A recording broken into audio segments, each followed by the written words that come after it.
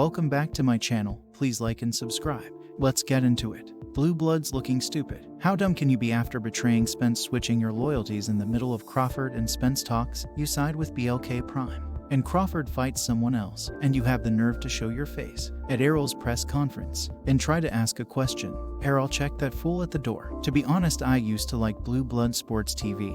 I thought he was cool, but he showed he has no loyalties and cannot be trusted. Good job, Errol Spence, for calling out that clown. And to be honest, I was shocked this fool had the nerve to show his face. One thing about being a rat, once you betray someone, they are done with you. This clown ran over to Crawford's camp, thinking there were going to be bigger, better deals and money to make. He was wrong. Now that Prime thing is gone or out, he tried to come crawling back, but Errol was having no part of it. I think Blue Bloods have lost a lot of his credibility with that dumb move he pulled. I think in the long run, in the end, he backed the wrong horse in this race, Spence and Crawford. To me, I think Spence beats Crawford and move on to do some more amazing things in this sport, and Blue Blood will no longer have access to the sport's biggest star. As for me, I don't mess with Blue Blood anymore, because when someone shows you who they are, believe them. Anyway, what a cool press conference. One of the things I got out of it was Errol looked so much bigger than Crawford. It really stood out.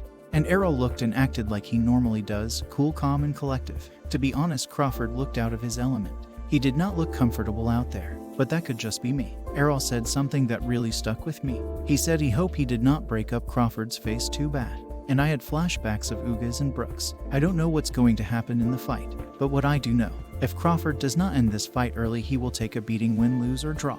The problem with that, I don't see Crawford knocking out Spence. I see a good fight for as long as it lasts, at least for the first 5 rounds. After that, I think it's all downhill for Crawford from there. The good news, if we have a month and a half until the fight, more press conferences, and a lot of smack talk. What I do want to say is these two guys are an example how you conduct yourself before a fight. Not a lot of cussing and fighting, and just acting like a fool. A lot of these fighters should take notes from these two guys, so hats off to them. Just my thoughts, and this may sound stupid, but I think Terrence Crawford is way over his head. He had been managed well by Top Rank. Bomac is an okay trainer, nothing special there. He very undisciplined, even with his own weight. I think Derek James is head and shoulders above Bomac, and that will be the difference in the fight. Errol Spence's coaching. That's all for now, until next time. See you then.